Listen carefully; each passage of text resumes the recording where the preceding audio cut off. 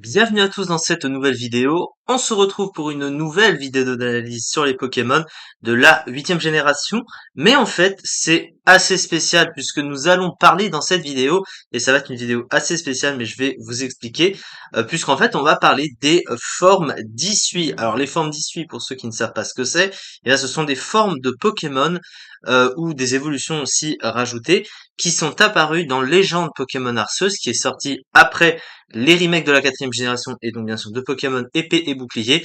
Ce sont des Pokémon, des formes qui ne sont pas encore incluses, hein, sauf erreur de ma part, dans Pokémon épée et bouclier. Je crois qu'ils l'ont pas changé même avec le home. Hein. Je crois que tu peux les mettre sur le home, les formes, mais je crois pas que tu puisses les envoyer sur épée et bouclier. Mais du coup, ça fait de nouveaux Pokémon en fait qui sont apparus dans un jeu Pokémon. Et alors c'est assez spécial parce que pour ceux qui connaissent, pour ceux qui ont déjà joué à Legend Pokémon Arceus ou pas, c'est un système qui est complètement différent. Hein. Legend Pokémon Arceus, c'est vraiment centré sur l'aventure et sur la capture de Pokémon plutôt qu'une aventure traditionnelle avec les badges, les arènes, etc. Alors il y a des combats, mais il y en a vraiment pas beaucoup. C'est pas vraiment centré là-dessus. C'est un peu pour les Shiny Hunters, peut-être plutôt ce genre de jeu. Mais du coup, alors au niveau du coup des move pools, les move pools ont été changés parce qu'il y a beaucoup d'attaques qui n'existent plus.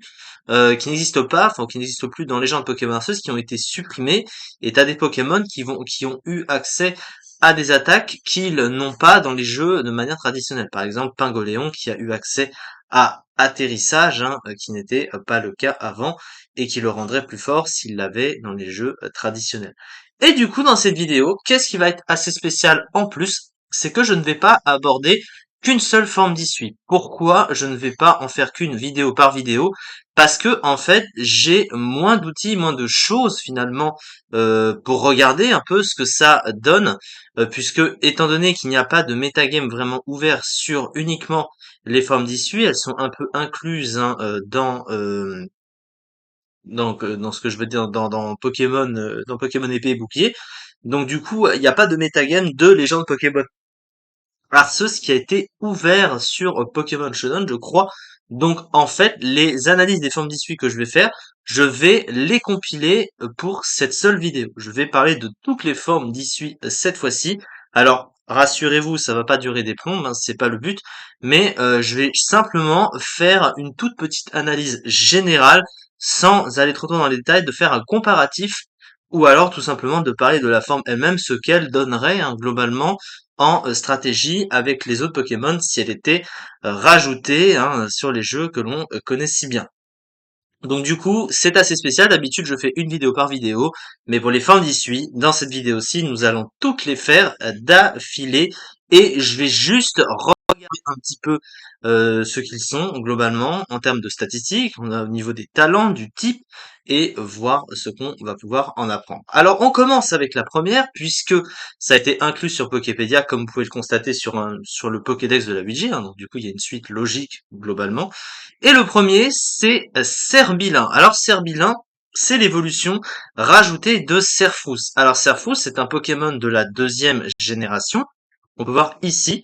Et il n'avait pas d'évolution jusque-là. Et ils ont rajouté une évolution dans Légende Pokémon Arceus qui s'appelle du coup Servilin. Alors, on va regarder un petit peu le Pokémon de base, en l'occurrence. Qu'est-ce que c'est Serfrousse en stratégie de base? Donc, encore une fois, hein, je ne vais pas aller sur les usages, hein, etc. C'est uniquement un petit comparatif. Alors, à la base, Serfrousse, faut comprendre que c'est un Pokémon qui est assez mauvais en stratégie. Alors pourquoi est-ce qu'il est très mauvais? Parce qu'il a le type normal, qui est un type assez mauvais. C'est un type qui a pas de synergie en stratégie. Et à côté de ça, il a des stats qui sont pas exceptionnelles. Une vitesse qui est pas incroyable. Des stats offensives qui sont correctes, mais non pas non plus exceptionnelles. Un bulk qui est par contre désastreux. Ses talents, ils sont corrects. Il a intimidation et sap support qui sont tout à fait utilisables. Son move pool, il est pas mauvais, hein, il a de bonnes choses globalement, mais comme la masse de Pokémon de type normal qui sont pas terriblement joués en stratégie, parce qu'il y a tout simplement pas de synergie avec ce Pokémon, surtout que tu as des Pokémon de type normal qui sont meilleurs parce qu'ils vont avoir plus de bulk, taper plus fort, être plus rapide, on prend l'exemple de Tauros notamment, ou des Pokémon qui ont des rôles plus aboutis comme Écrémeux ou Ronflex. Mais en l'occurrence, lui, il a toujours été assez mauvais parce qu'il n'apporte pas grand-chose comparé à d'autres Pokémon. Et c'est un Pokémon de type normal, donc vraiment pas bon. Maintenant, qu'est-ce que ça donne avec son évolution, qui est donc Serbilin. Alors, du coup, au niveau des stats, on voit qu'elles ont changé. Alors, ce qui est assez étonnant quand on regarde les stats de ce Pokémon, c'est que ils l'ont rendu plus lent, ce Pokémon, alors que on se sert de ce Pokémon comme monture. En fait, vous savez que les montures, c'était comme en 7G, vous montez sur un Pokémon et vous vous baladez avec.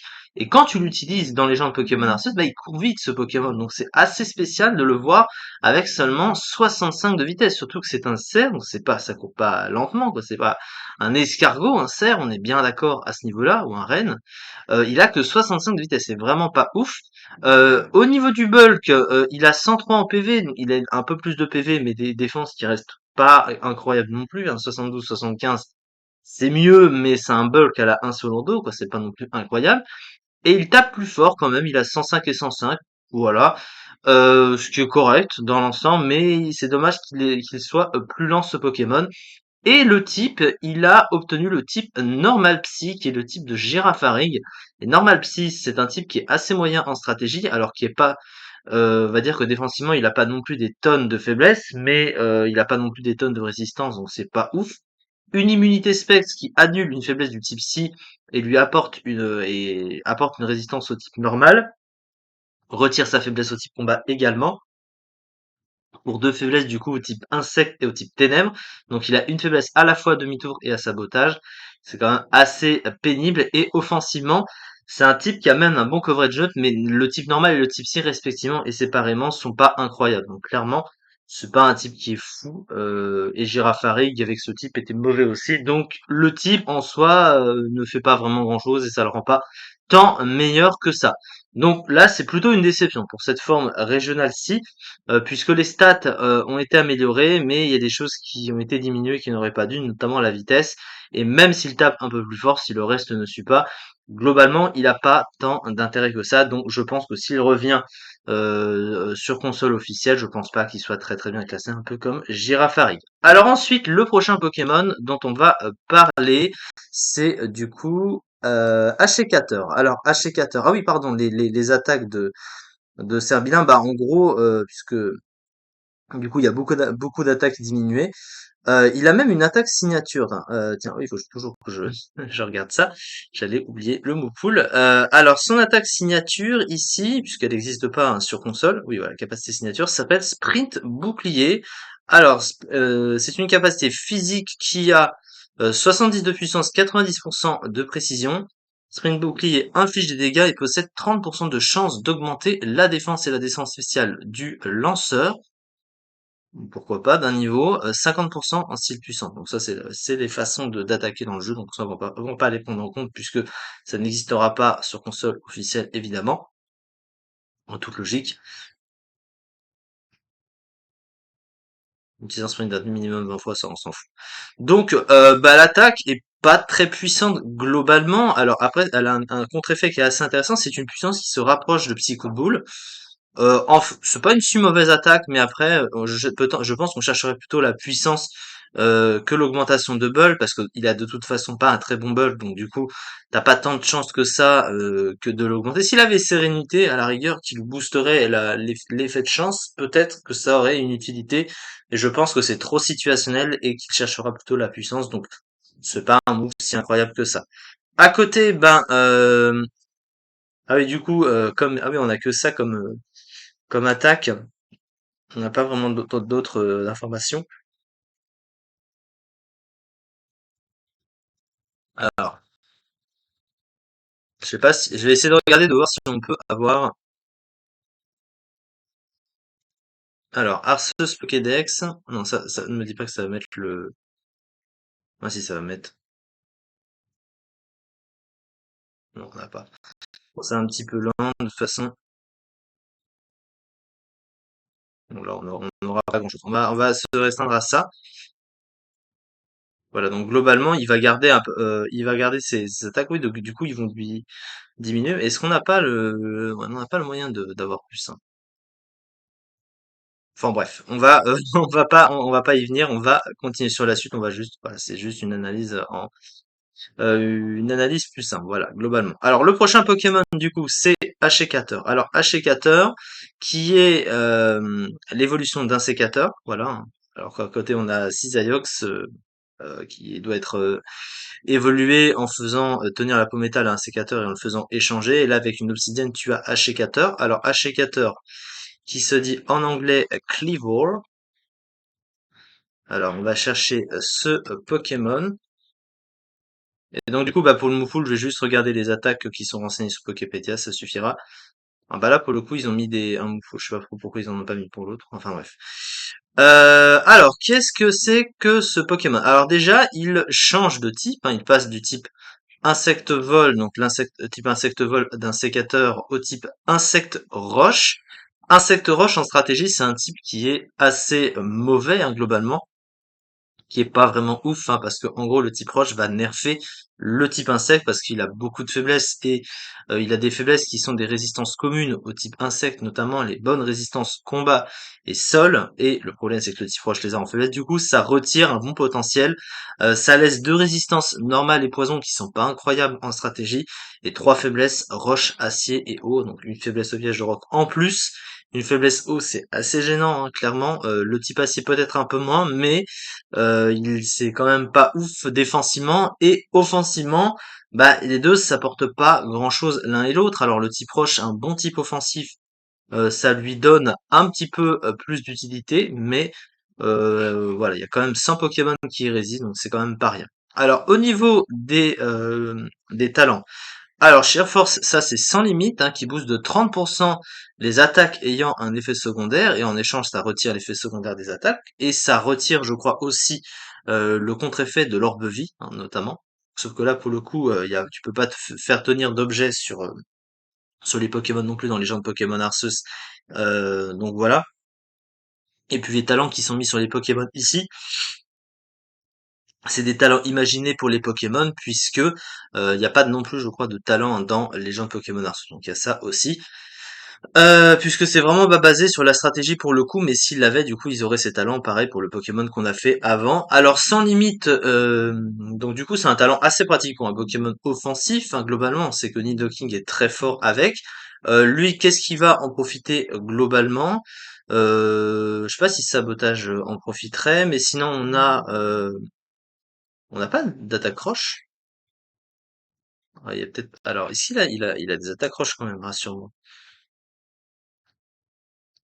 Il a Hache de pierre. Alors peut-être que Hache de pierre va en profiter. Alors, je sais pas si cette attaque en profite. Hache de pierre inflige des dégâts et continue d'en infliger à la cible après chaque action qu'elle exécute pendant 4 tours. Ah d'accord, ça met des dégâts à chaque fois. C'est une sorte d'effet secondaire, hein. Donc peut-être. Parce que 65 de puissance, 90% de précision, c'est une attaque qui est pas très forte. C'est très bas hein, en termes d'attaque offensive. Mais ça a un effet, un contre-effet qui est sympa.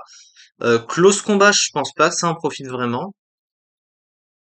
Il a pas grand-chose hein, pour aller avec ce talent. Donc c'est un petit peu dommage. Sans limite, s'il avait eu éboulement, je sais pas si éboulement est utilisable, mais sinon, s'il a que ça, c'est pas ouf, hein. C'est pas ouf globalement. Il a vraiment pas grand-chose hein, qui en profite. Donc c'est un petit peu dommage, un peu gâché ce talent. Son deuxième talent, c'est Steadfast qui booste d'un cran la vitesse s'il se fait flinch, c'est jamais ouf en stratégie. Et Swarm qui booste de 50% les attaques insectes s'il tombe à moins d'un tiers de sa barre de vie, ça non plus.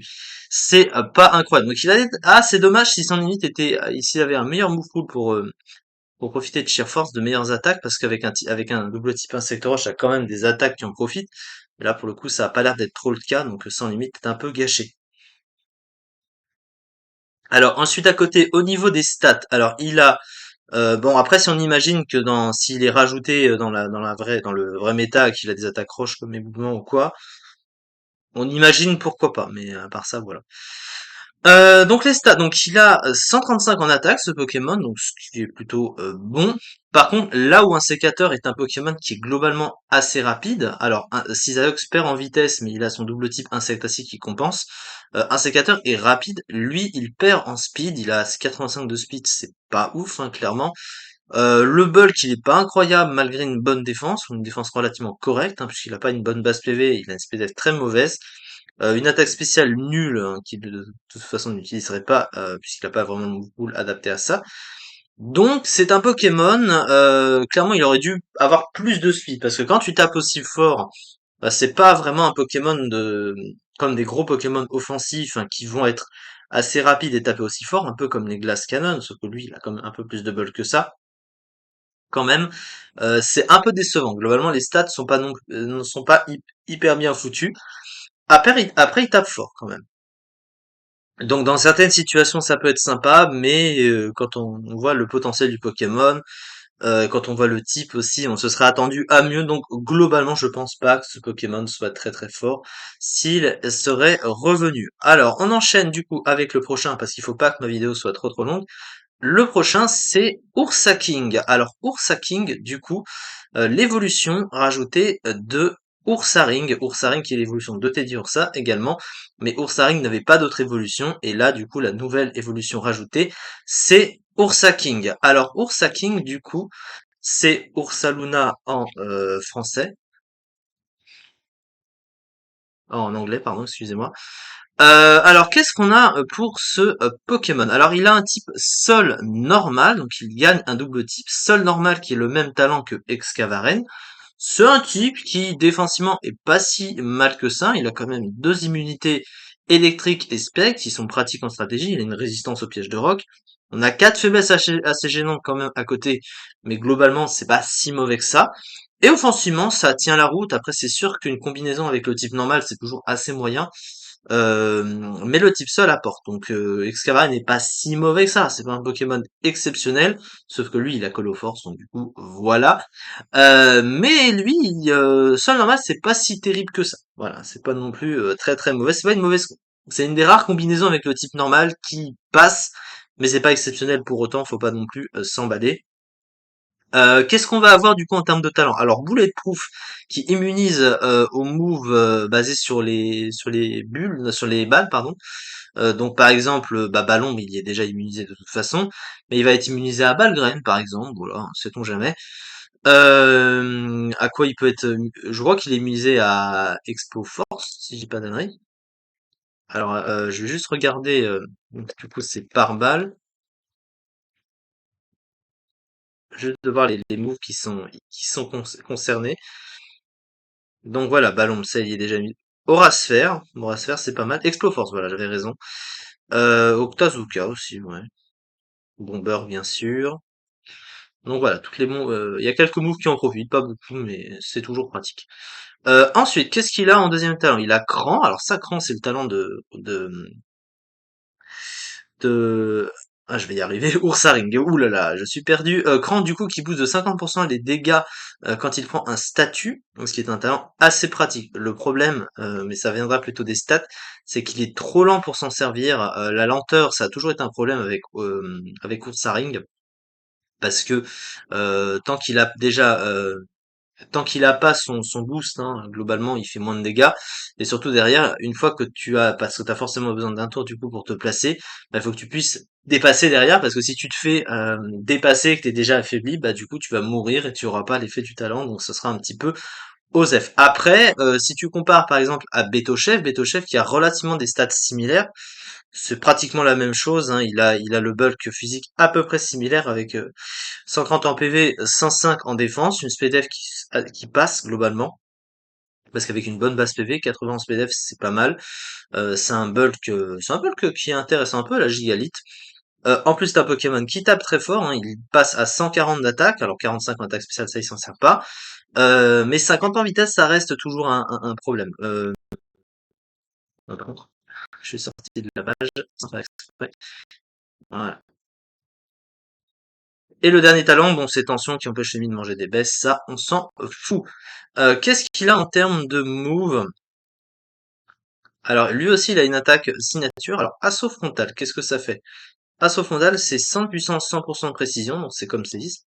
Inflige des dégâts et baisse la puissance défensive du lanceur d'un niveau pendant 3 tours. Ah, c'est pas mal ça. Donc, c'est mieux que C10 qui n'a pas d'effet secondaire. Donc, il a une bonne attaque signature, ça, pour le coup. C'est assez plaisant à voir. Et à côté, bon, Damoclès, tranche, quelques stabs quand même, Piétisol, Câlinerie aussi, ouais. Ah, oh, il peut apprendre des attaques ici. Donc les points élémentaires, éboulement. Bah, éboulement devrait être disponible pour l'autre Pokémon, je pense. Ouais, il a de bonnes attaques, il a gonflette également. Ouais, il a du potentiel. Je pense qu'il augmente le potentiel d'Orsari. Donc c'est plutôt pas mal comme Pokémon, globalement. C'est pas une mauvaise forme. Ensuite, qu'est-ce qu'on va avoir pour le suivant? C'est Paragruel. Alors, Paragruel, c'est l'évolution de Bargantua. Bargantua, qui est un Pokémon de la 5e génération, qui n'avait pas d'évolution à la base. Alors, à la base, du coup, Bargantua, c'est un Pokémon qui était assez moyen, hein. Il était concurrencé par beaucoup de Pokémon de type eau qui étaient meilleurs que lui, globalement, hein, parce qu'il n'avait pas de très très bonnes stats, et qu'il n'avait pas non plus un Moufoule de fou. Alors, lui, il gagne un type eau spectre. Alors, comment est-ce qu'il se dit en anglais? Alors, Basculégion.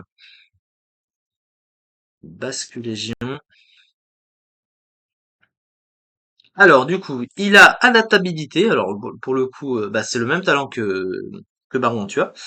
Adaptabilité, hein, qui donne un double stab sur ses stabs. Donc, ça, c'est très pratique, évidemment. C'est un des meilleurs talents du jeu. Brise-moule qui ignore les talents adverses quand il attaque. C'est assez situationnel, mais c'est pas si mauvais dans certains cas. Par exemple, si t'as un Pokémon avec Absorbo, tu peux le taper quand même, sait-on jamais. C'est pas si ouf, mais voilà. Et Rattled, par contre, bon, ça c'est phobique, qui booste d'un cran la speed s'il prend une attaque insecte, ténèbres ou spectre. Bon, ça c'est rarement utilisé, surtout qu'il a une faiblesse ténèbres et spectre, donc tu verras pas l'intérêt de l'utiliser. Pour les attaques insectes, peut-être parce qu'il a une résistance, mais c'est pas ouf. Globalement, c'est pas ouf. Alors les stats, alors il y a le mâle et la femelle du coup, un peu à l'idée de Barcantua de base. Et ça n'a pas les mêmes stats du coup. Alors ici, on a 112 en attaque, 80 en attaque spéciale. Donc il tape fort sur le physique, donc c'est correct. Par contre, il a pas un bulk si génial que ça. Il a une bonne base PV, mais des défenses qui sont pas ouf. Hein, 65 de défense, 75 en SPDF. La vitesse 78, c'est moyen. C'est clairement moyen. Il est en dessous des bases 80, c'est pas incroyable comme vitesse. Donc il aurait mérité plus de stats quand même, hein, pour un Pokémon offensif. Et du coup, bah pour le type, hein, au spectre en stratégie, c'est très fort, hein, avec 2 immunités, 6 résistances comme on peut le voir. Hein, Moya est globalement assez fort avec ce type, même si là encore les stats le rattrapent. Globalement, c'est pas mal, hein, il a beaucoup plus de résistance que de faiblesse, donc c'est vraiment un bon type. Et du coup, alors bah la femelle c'est moins bien, hein, elle tape moins fort. Alors 92 en attaque sans en attaque spéciale, un bulk relativement similaire, une vitesse pareille. Ouais, les stats sont honnêtement, ça dépend du move pool, hein. Mais globalement, alors je crois que Gargantua a souvent été plus adapté. Ah bah même là, ils avaient un autre Pokémon. Il y avait un autre Gargantua. Alors de base, il a quoi en move pool? Je vais regarder du coup ici.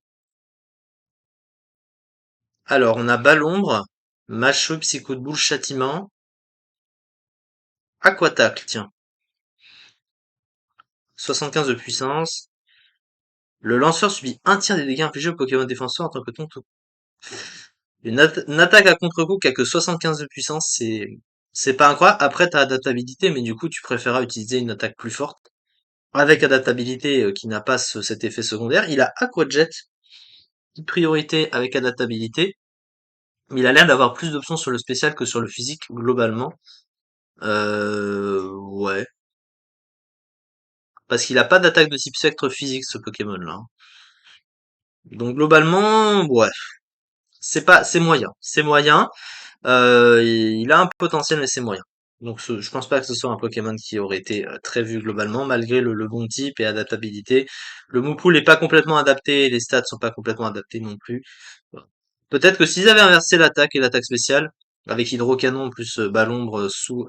Ah, en vrai, Hydrocanon plus Ballombre sous adaptabilité, avec peut-être un move de boost, ça mangeait pas de pain. Voilà. Globalement, à part ça, il n'y a pas plus. Alors le suivant, Farfurex du coup. Alors Farfurex qui est l'évolution de Farfuré d'Issui. qu'on peut voir ici. À la base, le Farfuret qu'on connaît évolue en Dimoré, bien sûr, et il y a un Farfuret d'issue qui est type combat poison, qui évolue du coup en Farfurex. Alors Farfurex, qu'est-ce que ça donne? Alors il s'appelle Snizzler. Alors combat poison, hein, c'est le même type que Coatox. Au niveau des stats, on est vraiment sur du Glascadon, c'est exactement comme Dimoré. Il a une meilleure attaque que Dimoré, hein, il a 130, mais il est un peu plus lent, je crois. Est-ce qu'il a pas la même vitesse? Non, je crois qu'il est un tout petit peu plus lent, hein. Oui, c'est ça. En fait, ils ont pris de la vitesse et un peu de SPDF pour aller alimenter l'attaque. Honnêtement, là, les stats, mais pardon. Bah là, pour le coup, les stats sont bien foutus parce que de base, Dimoré a vraiment un même esprit de stats. C'est un vrai glass cannon, c'est-à-dire il tape très fort, il est très rapide, avec pas beaucoup de bulk, et c'est exactement le cas de ce Pokémon. 80, 60, 80. Honnêtement, c'est des stats qui ont été bien modifiés pour le coup. 40 en attaque spéciale, il n'a jamais tapé sur le spécial, Dimoré. Et honnêtement, il a un type qui prête plus quelque part au physique que Dimoré, parce que Dimoré a des attaques spéciales dont il ne peut pas se servir. Combat poison, Coatox, il pouvait autant utiliser son attaque spéciale que son attaque, alors qu'il avait une attaque spéciale plus faible. Il avait machination et plein de trucs.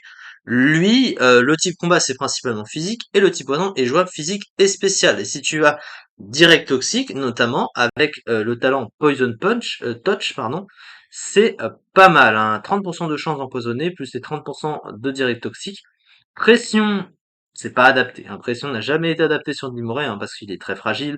Ça force l'adversaire à dépenser 2 points de puissance par capacité utilisée, mais si tu peux pas tanker pour utiliser le talent, bah ça sert un peu à rien. Alors, qu'est-ce qu'il a en termes de move pool derrière au niveau des attaques? Alors, il a aussi une attaque signature qui s'appelle Griffe Funeste.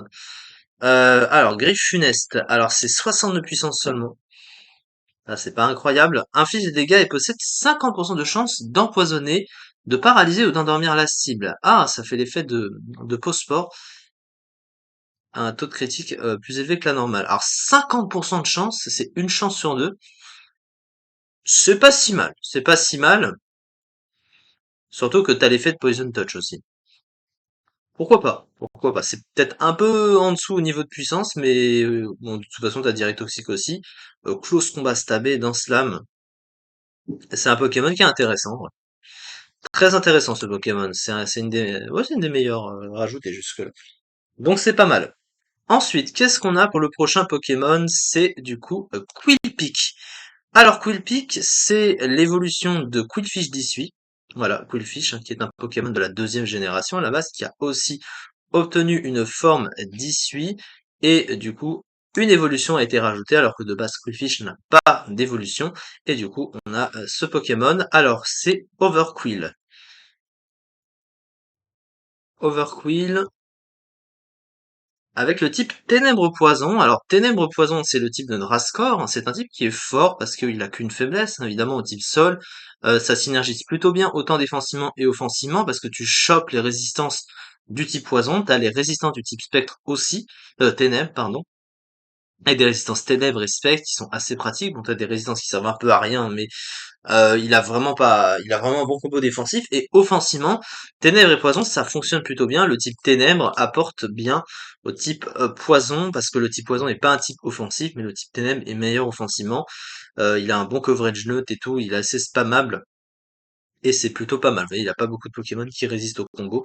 Donc c'est fort. À côté, il a des talents qui sont corrects. Glissade. Alors Glissade, c'est pas un type eau, mais il a pas de faiblesse. Il a pas de faiblesse au type eau. Donc c'est tout à fait utilisable. Après, il prendrait plus de dégâts sur le type eau quand même, du coup, parce que ça ferait une pseudo faiblesse au type eau en plus de la faiblesse au type sol. Mais comme il manque de speed, hein, il a que 85 en vitesse, pourquoi pas. Point poison, pourquoi pas aussi, mais comme il tank pas si bien les coups, je pense pas que ce soit très utile. Et intimidation, par contre, c'est très fort, ça baisse l'attaque de l'adversaire d'un cran. Voilà, hein, c'est plutôt sympathique. Sur les stats, du coup, bah il a des stats un peu à la Drascore, hein, globalement. Il a une attaque correcte, il a un bulk qui est moyen, un moyen moins, il a quand même une SPDF qui est pas folle. Et une vitesse pas folle non plus, donc il a pas non plus de très très bonnes stats, mais tu peux te dire que bah, le type est meilleur, Et avec l'exploitation de certains talents, ça peut être sympa comme Pokémon. Globalement, c'est pas si terrible que ça. On est loin d'être sur du génial, mais c'est plutôt pas mal. Alors, son move signature à lui, c'est multi-toxique. Multitoxique, inflige des dégâts et possède 30% de chance d'empoisonner la cible. Les dégâts sont doublés si la cible souffre d'une altération de statut. Ah, ça fait l'effet de choc venin, mais ça n'a que 60 de puissance, 100% de précision. Oh, tu préféreras utiliser direct toxique, ce sera plus fort. Ouais. Globalement, je pense pas que ce soit très utile ce genre d'attaque. Ah, il a des attaques aussi ici, mais c'est des attaques spéciales globalement. Ouais, il a pas grand chose. Il a les picots, mais ça, Quillfish l'a déjà de base. Ouais, bon globalement c'est moyen, mais c'est pas mauvais. Il a quand même un très bon type ce Pokémon comparé à l'autre. Après Quillfish a aussi un bon double type, hein. Faut pas non plus le nier. Mais voilà. Alors ensuite Pokémon suivant c'est Amovenus. Alors Amovenus, qui est du coup le quatrième des génies en plus des génies de la cinquième génération. Alors pour moi, ce Pokémon, c'est clairement une blague. Je pense que si tu devais faire un combo de tous les Pokémon existants dans le jeu, pourtant des Pokémon moches, il y en a, mais lui, moi, c'est un peu une moquerie, hein, ce Pokémon. Regardez la tête de ce Pokémon, il a rien d'un génie, hein, à part le nuage, ok, mais il a vraiment une tête affreuse. Et le type n'est pas du tout en corrélation avec la tête de ce Pokémon, clairement. Parce que il est de type fée et vol, mais il a rien d'un type fée et vol, hein. Je suis désolé à ce niveau-là. Alors fée vol, par contre, c'est un type qui est fort hein, en stratégie. C'est le type de Togekiss, hein, qui est le seul type du coup à avoir l'immunité naturellement au type dragon et sol, qui est le double stab de Karchakrok. À côté, t'as des doubles résistances assez pratiques au type insecte et combat, deux résistances ténèbres et plantes avec quelques faiblesses à côté, mais globalement défensivement c'est très fort et offensivement aussi. Donc c'est un type qui est très bon en stratégie. Donc à ce niveau-là, c'est plutôt pas mal. À côté de ça, alors healer en talent, c'est pas utilisable en solo, donc ça, on s'en fout.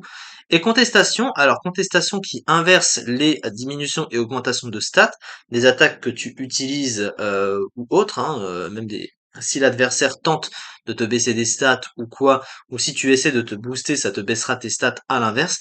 C'est assez pratique, mais le problème, c'est que c'est pas vraiment adapté à son move pool, à ses attaques, parce qu'il a rien qui profite vraiment de contestation, hein. Donc là, pour le coup, vous voyez, hein, sachant qu'il peut pas setup du coup. Il a ensuite une attaque signature qui s'appelle Typhon Passionné. Inflige des dégâts. La capacité a une chance de booster toutes les statistiques du lanceur pendant 3 tours. Ouais, donc ça fait un peu l'effet vent mauvais ou je sais pas quoi, mais bon, c'est pas ouf. Après, l'attaque a une bonne puissance. Par contre, elle est moins précise que Kalinri.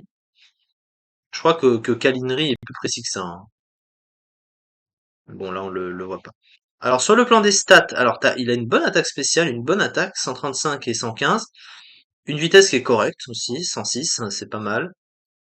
Le bulk, il est moyen, mais on se rapproche des bulks des génies, donc finalement, c'est pas trop grave non plus. C'est un bulk suffisant globalement. Donc sur le plan des stats, c'est pas si terrible. Alors sur sa forme totémique, par contre, c'est un peu spécial parce que pour le coup, il est beaucoup plus lent ce Pokémon. Il passe à 46 de vitesse. 46 de vitesse quand même, c'est assez moyen, hein. Globalement, le stats ça passe, mais la lenteur, hein, ça sert à rien. Et il l'obtient Overcoat, ouais, bon, c'est un talent correct, mais sans plus. Bon, c'est pas le génie de l'année, clairement, on préfère aller trois autres, hein, qui sont bien meilleurs que lui. Lui, il est un petit peu, c'est un peu une blague, hein, clairement. Il a pas vraiment d'intérêt globalement en stratégie. Alors du coup, on arrive au bout du Pokédex. Alors on va devoir s'arrêter là. Alors oui, j'étais censé faire toutes les formes d'issue en une vidéo, mais bah, il en reste encore quelques-unes et ça risque de faire un petit peu trop. Donc du coup, finalement, je vais découper ça en deux vidéos. On fera le reste des petites analyses, donc vous voyez que je vais pas trop dans les détails pour justement pas faire trop. Là, j'ai même pas eu le temps de tout faire, donc voilà globalement.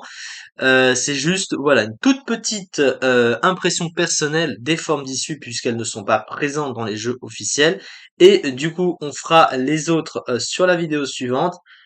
Il en reste quelques-unes à faire et ensuite on finira également les Pokémon, donc les formes régionales de Galar qu'on n'a pas fait du coup pour le Pokédex de la 8e génération inclus, et la tier list sur les Pokémon de la 8e génération, il ne faut pas l'oublier. Voilà, merci beaucoup de m'avoir suivi pour cette vidéo, et à très vite pour la suite.